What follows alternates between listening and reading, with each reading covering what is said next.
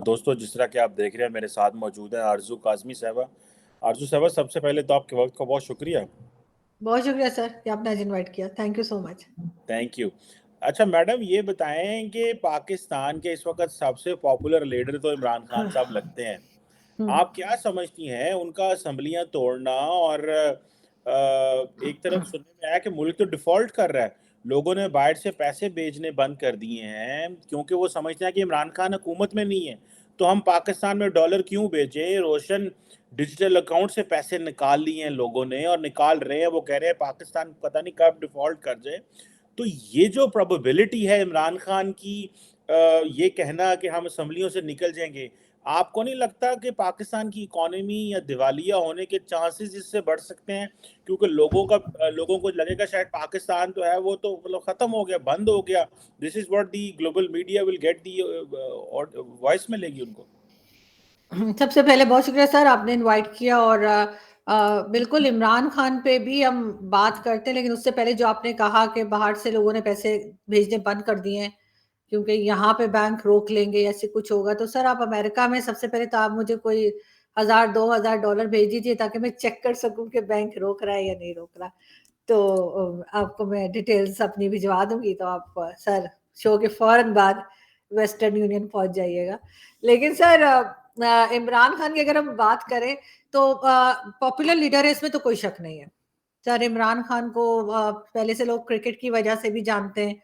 और बल्कि उनकी जो पॉलिटिकल पार्टी है वो आगे बढ़ी भी इसी वजह से थी कि इमरान खान को लोग जानते थे और पॉलिटिकल पार्टी बनाने से पहले इससे ही जानते थे, क्रिकेट की वजह से। लेकिन इस वक्त अगर हम ये कहें कि इमरान खान जो है वो उनके हाथ में अब कुछ रह नहीं गया। उन्होंने इस्लामाबाद आने का कहा था, लेकिन वो इस्लामाबाद नहीं आए और पिंडी से ही उन्होंने अपना लॉन्ग मार्च जो है वो खत्म कर दिया। उसकी एक रीजन ये भी बताया जा रहा है कि पब्लिक इतनी ज्यादा पब्लिक नहीं थी। फिर आप जानते ही हैं कि लेफ्टिनेंट जनरल फैज हामिद, जो कि बड़े इमरान खान के फेवरेट रहे हैं, इमरान खान को सपोर्ट करते रहे हैं, और सबका कहना है कि 2018 में भी उन्होंने इमरान खान का बहुत साथ दिया था और उसके बाद भी इमरान खान के काफी फेवरेट रहे हैं। उन्होंने भी रिटायरमेंट ले ली टाइम से पहले ही। तो इमरान खान के और भी कई लोग जो थे वो पीछे की तरफ हट गए। साथ साथ इमरान खान तो ये कह रहे थे कि वो फेडरल गवर्नमेंट से जो है वो रिजाइन लेंगे या इलेक्शन की डेट लेंगे और गवर्नमेंट को गिराएंगे, लेकिन वो तो अपनी ही गवर्नमेंट्स को गिराने का बोल के चले गए। लेकिन ऐसा लगता नहीं कि वो ये सब कुछ कर पाएंगे। उसकी एक रीजन ये भी है कि करोड़ों रुपए खर्च करके उनके लोग जो है असेंबलीज में पहुंचे हैं, वो इस तरह से जाना पसंद नहीं करेंगे। साथ साथ पंजाब के चीफ मिनिस्टर जो है परवेज इलाही साहब, वो इमरान खान के लास्ट जो उनका खिताब था उसमें नजर नहीं आए। वो मतलब उन्होंने शिरकत नहीं की। पूरा दिन कल भी खामोशी रही, आज भी रही। आज शाम में जाकर उनका एक स्टेटमेंट आया है, उनका भी और उनके बेटे मोहम्मद सिलाई का भी, कि इमरान खान जैसे ही कहेंगे तो हम जो है असेंबलीज को डिसॉल्व कर देंगे। लेकिन ये इतना आसान काम नहीं होगा, ना तो वो केपीके को कर पाएंगे और ना ही पंजाब को। अगर ऐसा होता तो वो अभी अनाउंस करके गए होते। उन्होंने ये नहीं कहा कि हम असेंबली से निकल जाएंगे, उन्होंने कहा कि हम बात करेंगे, अपने लोगों से डिस्कस करेंगे, उसके बाद फैसला करेंगे कि असेंबली से बाहर आना है।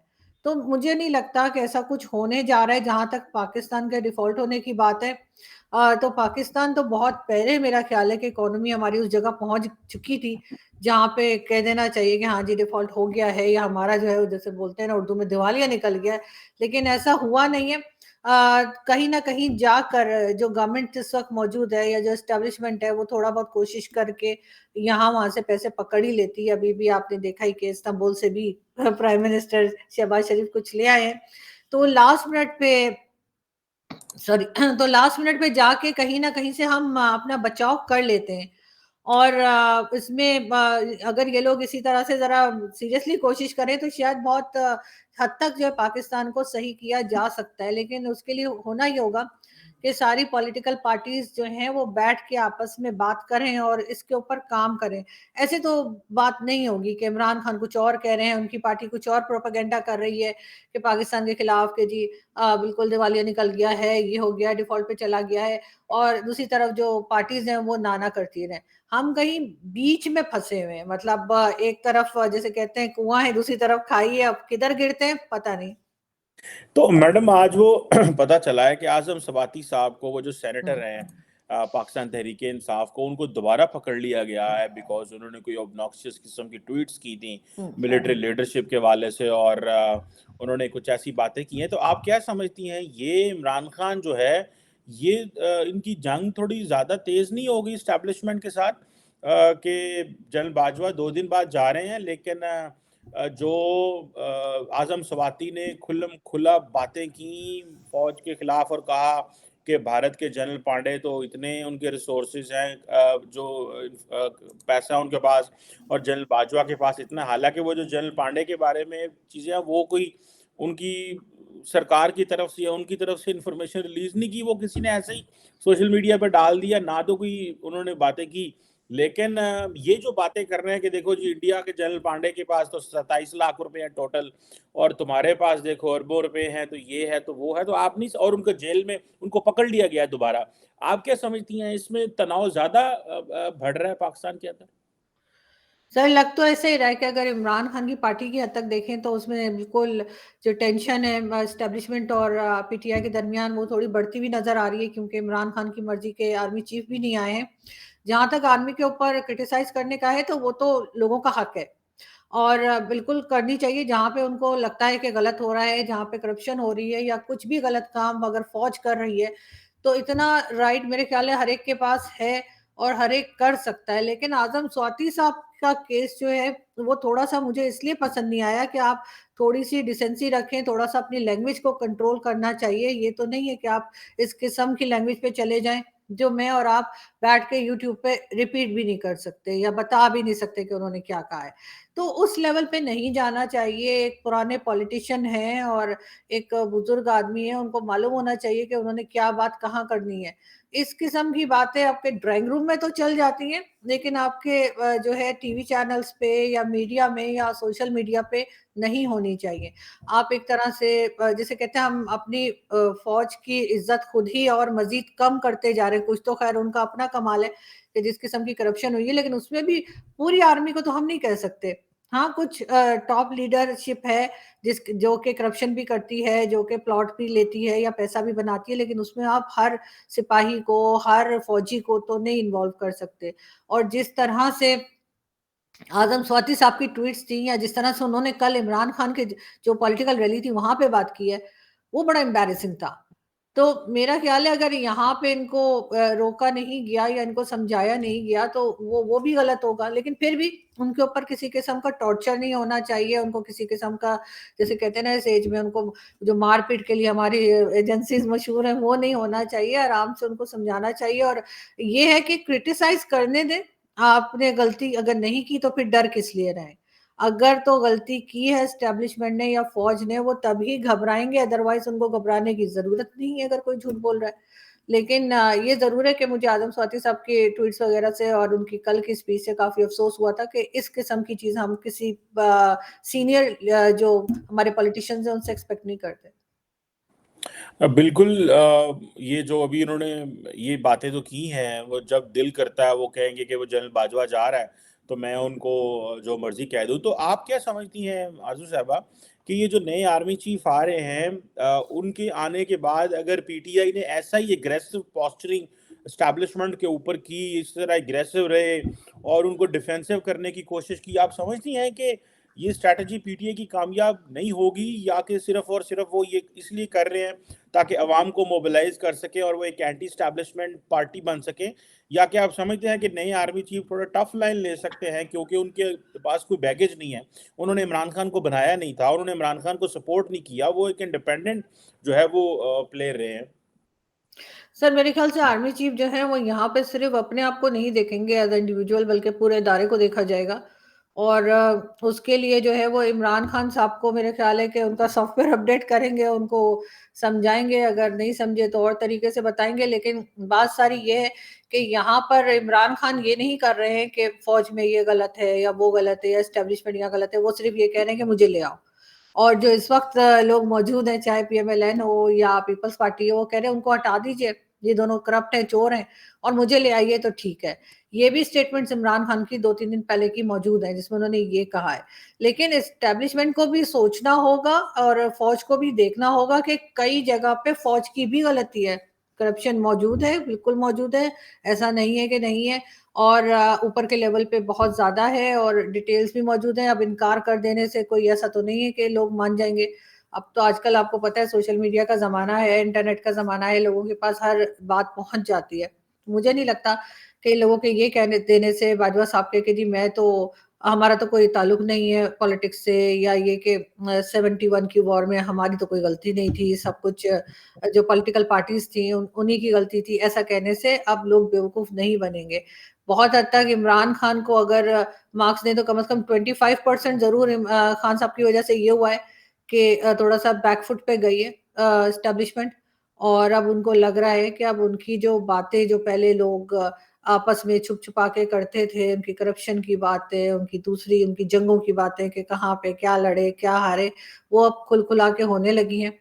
और ये शायद बेहतर है, क्योंकि तभी शायद ये अपने आप को ठीक भी कर पाएंगे, वरना फिर उसी किस्म की गलतियां दोहराते रहेंगे और यही समझेंगे कि यही पाकिस्तान के ठेकेदार हैं और बाकी किसी को बोलने की इजाजत नहीं। लेकिन ये अभी मुश्किल काम है जो कि बहुत टाइम लगेगा, क्योंकि अभी जिस तरह से पावर है एस्टेब्लिशमेंट के पास, वो इतनी आसानी से अपने हाथ से जाने तो नहीं देंगे। बिल्कुल ठीक है। बिल्कुल ठीक है कि वो अपनी इस पावर को इतनी आसानी से इजाज़त नहीं देंगे। आप क्या समझती हैं, इमरान खान ने तो इस्लामाबाद मार्च करने आना था, वो पिंडी में क्यों रुक गए? क्या उनको डर था कि मुझे हमारे लोगों को मारा जाएगा, पीटा जाएगा, लोग भाग जाएँगे, फसाद होंगे, दंगे होंगे, तो वो वापस चले गए? या क्या आप समझते हैं कि वो समझते हैं कि मैं पिंडी में जो है वो ज़्यादा अच्छा पावर शो कर सकता हूँ, बंद सड़कों में जो है वो गलियों में, ताकि ऐसे लगे बड़ी आवाम है। So how do you see this? Sir मेरे ख्याल से पब्लिक नहीं थी इतनी ज्यादा उनके साथ, जो बताया जा रहा है तो 10 से 15 हजार लोग ही थे। और वो भी मतलब जिस तरह से लाए गए थे पैसे वैसे दे के। लेकिन खैर वो ऐसी बात नहीं है, हर पॉलिटिकल पार्टी जो है वो इसी तरह से लोगों को लाती है, पेमेंट करके लाती है, खाने का बताती है। तो इसलिए इमरान खान ने अगर ऐसा किया तो कुछ नया नहीं किया, क्योंकि पहले भी जितनी पॉलिटिकल पार्टीज हैं, चाहे पीएमएलएन हो चाहे पीपल्स पार्टी हो, मैंने तो एक जमाने में पीएमएल क्यू को भी देखा था कि वो चौधरी साहब भाषण दिया करते थे अपने ऑफिस में F7 में। और वहां पे जो है वो सामने वो थी जो स्लम एरिया था, वहां से लोगों को ले आते थे और कहा जाता था, मेरे ख्याल 2011 की बात मैं आपको बता रही हूँ, 11 या 12 की। तो उसमें कहा जाता था कि जी इनको 250 रुपए उस टाइम पे कहे जाते थे कि देंगे। एक बार चौधरी साहब ने भाषण दिया था और चौधरी साहब चले गए, और वो जो बाहर लोग थे उन्होंने हंगामा कर दिया कि हमें कहा गया था, हमें पैसे नहीं मिल रहे। तो उनका जो स्टाफ था वो भी दाएं बाएं हो रहा था। तो मैंने एक को पूछा कि क्या हुआ है, आप लोग पेमेंट क्यों नहीं कर रहे अगर इन लोगों को जो है वो बुलाया गया है? तो वो कहने लगे कि जी हम क्या करें, हम तो एम्प्लॉय हैं, चौधरी साहब ने नहीं दिए तो अब हम क्या करें। तो ये कोई नई बात नहीं है कि ये लोग जो है बुलाए जाते हैं, लाए जाते हैं इसी तरीके से। तो अब इमरान खान को लग रहा होगा, अगर वो इस्लामाबाद आ गए, पहली बात तो ये कि आर्मी चीफ की अपॉइंटमेंट हो गई थी, जिसके लिए वो आते हंगामा करते, वो भी नहीं होगा। इलेक्शन की डेट भी उनको नहीं मिलनी और आर्मी चीफ भी अपनी मर्जी का नहीं आया। तो अब इस्लामाबाद में आके उन्होंने करना क्या था? तो उन्हें फेस सेविंग चाहिए थी। वो कैसे निकलते वहां से जिस मुसीबत में फंस गए थे? तो उन्होंने कह दिया कि जी अब ऐसा होगा कि हम आपस में बातचीत करेंगे और फिर जो हमारी जो असेंबलीज हैं उसमें से हम रिजाइन कर देंगे। लेकिन ये सब कुछ इतना आसान नजर नहीं आ रहा, क्योंकि उनके बहुत से पार्टी मेंबर्स ऐसे हैं जो कि रिजाइन करने के लिए तैयार नहीं होंगे। तो मैडम, अगर व्हाट इफ अगर रिजाइन ना किया, तो आप समझते हैं क्या हो जाएगा अगर लोगों ने इमरान खान को साथ ही ना दिया? क्योंकि अगर दोबारा हुकूमत, इलेक्शन कमीशन फिर फैसला करता है कि इलेक्शन करवा लेगा, और इलेक्शन लाइकली पॉसिबिलिटी है कि इलेक्शन जो है वो 2 महीने बाद दोबारा हो जाएंगे और उनको फिर करोड़ों रुपए खर्च करने पड़ेंगे। यहाँ अगर वो नहीं करते, तो जो दूसरी पार्टी है, हुकूमती पार्टी है, वो सारे एमपीएस बन जाएंगे, तो इनको क्या मिलेगा? इनको सर फिलहाल तो कुछ मिलता हुआ नजर नहीं आ रहा। इसलिए कि अगर इलेक्शन होते भी हैं तब भी इलेक्शन जिस तरह से होंगे या जिस तरह से पाकिस्तान में होते रहे, उनका तरीका वही रहेगा इलेक्शंस का। तो इमरान खान फिलहाल आते हुए नजर नहीं आ रहे। बाकी अगर इमरान खान कहते हैं और फिर वो असेंबली से रिजाइन नहीं करते तो भी कुछ खास फर्क नहीं पड़ेगा। खान साहब तो बहुत सी बातें कहते हैं और नहीं करते। उन्होंने तो जब गवर्नमेंट में आए थे तब भी कहा था 100 दिन में ये कर दूंगा, इतने घर बना दूंगा, इतनी जॉब्स दे दूंगा, ये हो जाएगा वो हो जाएगा। कुछ भी नहीं हुआ।